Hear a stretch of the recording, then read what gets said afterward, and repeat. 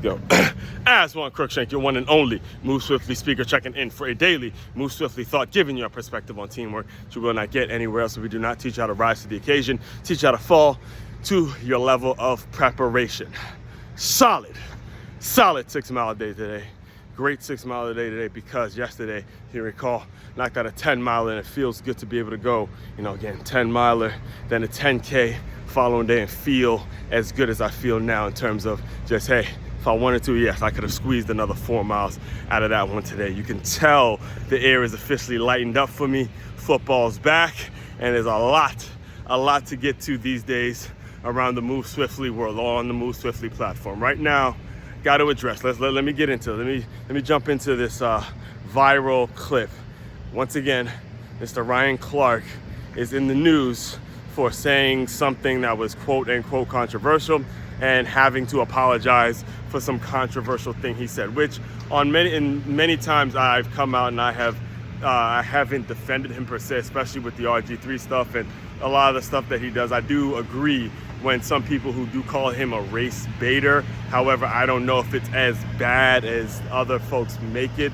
I think it's honestly just because there's a place he's coming from that he's trying to appease the national legacy media and then also trying to do his own thing. And bottom line is this: look, you can't do both. You're not going to be able to please the national media and then be able to do your own things and say what the fuck it is you want to say, right? You gotta pick one. You gotta pick one lane and go or go in the other lane. You're not going to be able to ride in both lanes forever, and that's what's starting to happen as you constantly see him in the news for some controversial statement and then having to apologize for it. Now, the one we're going to discuss today, I'm actually going to defend him on this one because he had mentioned. So there was a debate or a clip that went viral with him and Peter.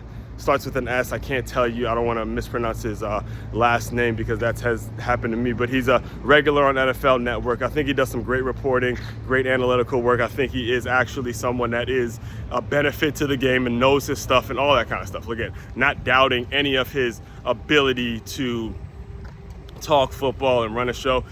Those folks who never played the game of football, they're absolutely 100% needed in the game or needed in the media game. I'm going to give him that. However, what Ryan Clark said to him was not that big of a deal. All right, it was not that big of a deal because of what, and again, I don't even blame Peter for even it being told to him, because what they were talking about was so fucking stupid. It makes no sense that the next morning, this is why I don't watch ESPN when it comes to football. I did not watch, thank God I didn't watch the whole thing. I only caught the clip that went viral.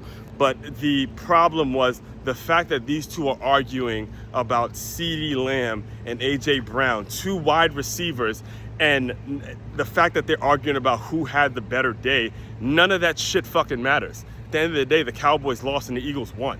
Period, point blank, end of sentence. And it wasn't because of A.J. Brown or CeeDee Lamb. It was all because, and again, I could tell you this directly, because in every football game, you're going to see the team that wins is normally the teams that dominate, the team that dominates on the line of scrimmage, the team that can control the game with the run, the team that can stop the run and not necessarily depend so much on the passing game, which the receivers are a part of, right? So when Ryan Clark says to him, look, that's the non-player in you, the fact that you're even having this discussion and the fact that this conversation is even happening, in my opinion, based on the clip that I saw, I think Ryan Clark was saying, look, you didn't play the game. So at the end of the day, you don't really understand. Look, all these players want to do, if you're going to get to that level, they want to fucking win.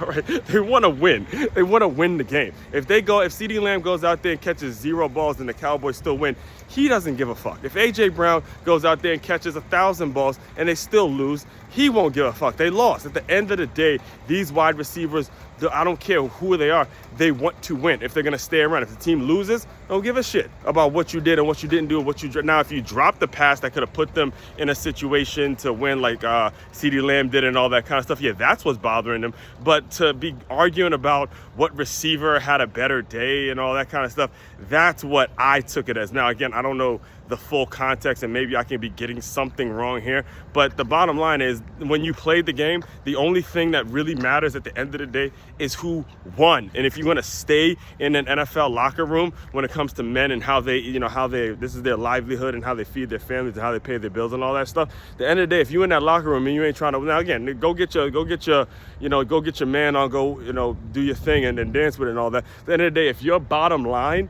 is not about winning the game, then you don't belong in an NFL locker room. Forget the NFL, you don't belong in a football locker room, period. You need to want to win and not be worrying about your fucking stats and all this prima donna bullshit that the media and the fantasy football world just absolutely eats up. This is why I don't watch this bullshit ESPN. Again, I'm the person that, is talking about the game in the way the game needs to be talked about. All right, I'm rambling now. All that being said, main website to check out to dive deeper into all the work I do. It's makeyourmove.com. That's MakeYamove.com. One-stop shop for your teamwork and your self-development needs. As one Crookshank, your one and only Move Swiftly speaker checking out. You guys continue to move swiftly. We will talk more soon.